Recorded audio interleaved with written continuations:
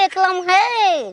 तो बताते हुए आज बेहद खुशी नहीं हंसी आ रही है कि आज के इसी गांव में 4 बजे भोर में के ललझारी नाम की औरत एक बुढ़वे 60 बरस के बुढ़वे के साथ हुई फरार। हगने गई थी लेकिन वो चली गई चाटी में और बुढ़वा उसका डोरी चाट के उजर कर दिया। ये तो हमार माई के नाव ललझरिया ह। उ कौन बूढ़ संगे गइल बिया। अरे 60 बरिस के बुढ़ावा भागल लेके ललझरिया छिनार हो। संगे घटना घट गइल हमारा घर में। छिनरी ने गाना गावत है कि ठीक लागता। आगे आगे ए भोसरो तुम्हारी माँ को सोचनी चाहिए। हां ये तो बात सही बा। घर में जवान लड़का अमातारी ले भाग जा। लड़का जब अपने सपने में मगन था 3 बजे भोर में माँ ने दरवाजा खोला और टारच लिया, मुंह पर बारा और देखा कि सोया है। तो बच्चा सोया था और माँ चुपचाप दबे पाम गई है चट्टिया किनारे। जले रहती रात भर ना सुता रहती। जान के अनजान कुछ बनने में मजे आते। तुम्हारी माँ बच्चा पैदा करने की तैयारी में लग चुकी है। सुहागरात आधा मन चुका है, आधा मनना बाकी है। आधो कम से कम हम रोकी। तुम्हारी माँ पूर्व साइड के 4 गो पेड़ के पीछे गई हैं और लाल साड़ी पहनी हुई है और सिंदूर लगाई हो, धो करके दूसरा मांग में भरवाई है। का हमार जियते बाप सुदर्शन के मुआ के आ दूसरा संगे बिया। अरे देहिया जवान ललझारो के बनवले भगवान बोरीता जाहो बोरीता। इस न्यूज को रिपीट करने के लिए एक दबाएं। अब दोबारा सुना तो हम खुदे रिपीट हो जाई। माई का बाड़ी गांव घर जानी तो का कही है। जवान बेटा करिखा लगा के अब गांव में घूमी तब सारवा आंख तो देखी सब कुछ बर्दाश्त ना हुई रे। माई कहाँ चल गइलू। भाई चिलो ये दिन देखे से पहले हम मर काहे ना गईनी। माई 4 गो पीड़ के है माई रे।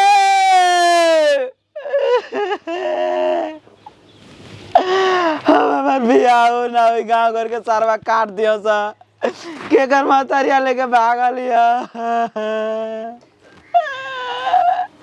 दुआरी पर सारवा सूरन बाप लगौले बस साफ जिंदगी सूरन हो गई।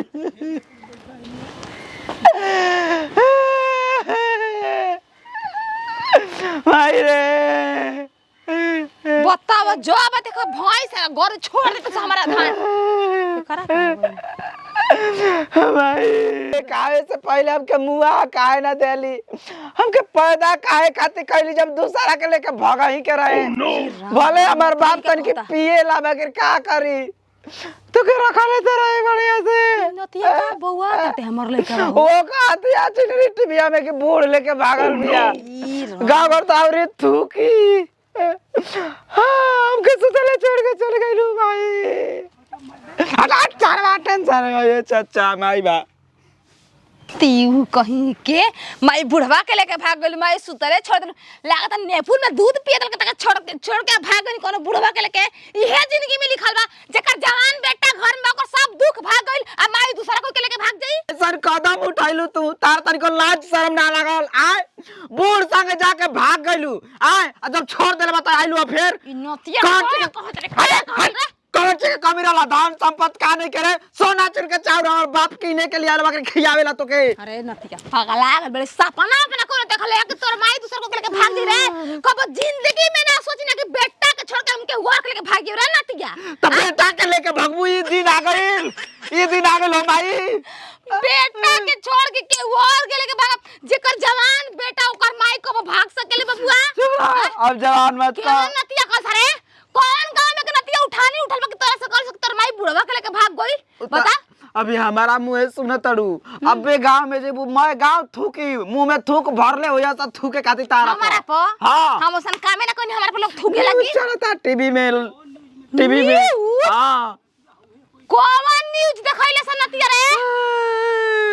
लक्ष्मणवा कहले होई ना कि न्यूज देखनी है बच्चावा तोर माई ऐसे ऐसे। हट लक्ष्मणवे पजालू। हां उ तो सरवारी में जाली। चल तो के दिखाई टीवी में। हमार न्यूज टीवी तो टटे हां साफ साफ एकदम बतावतिया। नतिया टीवी का थोके लगल का रे आजकल।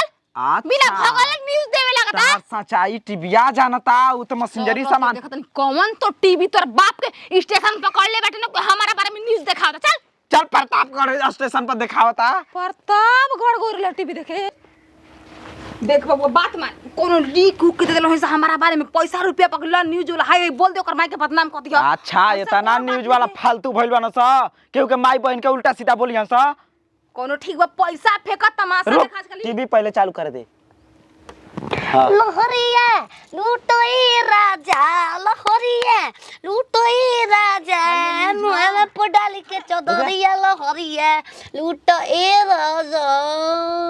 अच्छा कॉले रहुए कि वो बात सुनने के लिए रिपीट करें तर माई के भोसरी वाला एक ही बात में रिपीट नहीं करेगा जी आज के दिन एक मैं दबावे भूखा के हूँ बाद। ना माता माता जय माता की जय माता की। रुक भूलवा देबू रिपीट कॉलेज या रिपीट करने के लिए वो बात सुनने के लिए एक दबाएं। हाँ तो आप सभी का स्वागत है छिनार न्यूज में। आज बताते हैं बेहद खुशी नहीं हंसी हो रही है क्योंकि आज के 4 बजे भोर में दुशासन की पतोलाल झारो देवी छतरी 4 बजे भोर में भाग चुके हैं बच्चे को सोया हुआ छोड़ के 4 पैर के पीछे है रंग ललिया कर रहे स्वागत मना रही है बच्चे पैदा के तैयार हो रही करू की है। बतिया झूठ बा झूठ बोलती है टीविया में पागल लखी तो कैसे हम का मारताड़ी सच्चाई छुपे वाला बा सच्चाई छुप जी तारे मुका मरला से नहीं हारे नती तोर के मरनी है तू का मारता ला तू का मारता ए मजा आता हां भगल लखी झूठ बोलते टीवी फिर एक दीपे दे बात बार सुनो सुनो भी बतिया हाँ तर माई के भोसरो भतार खोजो एक बार में कितना बार बोला एनर्जी मेरा खत्म हो रहा है मेरे को बैटरी चार्ज करो मेरे को पानी दो से संतरे आगे रख के खाना खाओ ताकि मैं उसमें से लेकर खा सकूं। टीवी का वो ई कोनो न्यूज आवा के पीछे सारा होगा तो पानी पियाओ सो के बोलो बतिया बोला टीवी पानी पिए के कहला के न्यूज़ चैनल अरे टीविया में जौन बोलतिया ऊ अरे सोना हो सोना कहीं छोरे लगला ए पगा पीरीतिया के तोरे लगला। उठ कौन है रे मायो आ गई न्यूज में आ गई न्यूज में इसको पता नहीं है। करे भसड़ी तू है रे छिनरी हाय ये टीवी हां हाय देख नतिया हाय देख कहाँ होने लेके जाता हूँ भोसरो हमके कहाँ लेके जाता हूँ का कहत रहन हमारा बारे में कहां देनी बाबू हम भागल है छिनरी न्यूज़ वाली या टीवी में घुस गइल देख फर टाइम पास कर रहे थे हम टाइम पास करे में केहू की जिंदगी बर्बाद कर देबू एक ही सोच वाह केहू की जिंदगी क्या मर्द मेरा की जोड़ी है ए भोसड़ो माई ही हमार ई इतनी जवान हो तुम पर के तो कर कोई पतो भी ही न्यूज़ बना रे। के चला जाएगा। अरे माई इके कर पतो होइए चिंता ओए हिया के खड़वा के पतो हिया हिया चिलरा बोहिया हां बमला के मारू चिलरा वो खराब हो त का मर भूल मना के हट कबे हमके कबे चिलरा वो तोरे में के चिलरा हो हाथ बाह पकड़ ले तक थाना छुई हां के सोजी अब जवान समाचार हमारा माई के सुनोले बड़ू वो समाचार तारा संग ना को के दुख कह दिए कि कौन छिनारे गो से भेंट भइल ए भोसरा पैसा का तो हां छूट त कहम नहीं ओरे बाबू ने कर दिया वाह उहे क के देखा पीछे ले 4 बजे भोर में औकात बतारावे के आजीब हम अभी के तू हमार तो ऊ औकात में खड़े खड़े सुखा जीबू जैसे हम सुखाना सा पिंग बताओ रे सही के कर घर जाके सुनैले हो का बना ए चाची और देखो ये हो जाता नहीं हम जान जा कि सुबह रही ले तहर मेहरा रुपया त छिनार कौनो दिया गलती कर ले हुई त माफ कर दिया बाबू देखो बता ए जी इज्जत के नुकसान धुआं धुआं माता के चिलरा कहले बा ना अरे तो तोहरा कोनी ना कि खाना बनावा खियावा हमरा के भूख लागल बा खानो बनावे ले भेलरी ए हमके पैसा ना टीवी से मंगावन जा खान जान के बस ऑर्डर करें जा ऑर्डर करें जा मार लगे खाना हमके चलो तो हमके हाल का मेरा भोसरो नीज वाली बड़ी और झूठो नहीं सुना टीवीया बन देखो टीवीया सुना ए चिगर महाराज तू जा खाना पहले खा के आवा अभी इनकर से एगो समाचार सुने के बा हमर मेहरानुआ समाचार लिही है भैया तू देखो गलती हो कर देली हम कहत नहीं गलती कर देली मेहरानु ही हम ओकरा त हां कौन धरे बुओ बड़ी मारबो करे ले एकरा के माफ करिए जा तनी मने हरदी छोप लिह लागल चोट वोट माने अबे कहत रह हल्दी छोपे के अरे चल हाँ? भाग रे रे छोड़ रे नतिया मार के रुक छोटे अबे तू आधा कहलू 4 बजे भोरवा वाला भुला गइलू 4 बजे भोर बा हो नती ओकर मर्द सामने बा, ओकर मर्द के सामने कुछ कह ले बा काहे हाँ हम तोर बेटा हमरा सामने कुछ कह दी। ए नती पहिले न बता हाई देखो है टीवीया के हालात हइसन कह के घूस के बोलत लिया आ तोहरा दिमाग नहीं काम करत ते एक दबाव तला दू दबाव तरा रुकता तनी हमहू करे लेखनी इहे कह के त मैं न्यूज वाला बनम, बड़का रिपोर्टर बनम, रोज के रोज लगा के टीवी या पीछे पर्दा आ तोहरा देख के औवा के खेला हमारे पे खेल देलस, हमारे इज्जत के साथ खेलवाड़ कर देलस।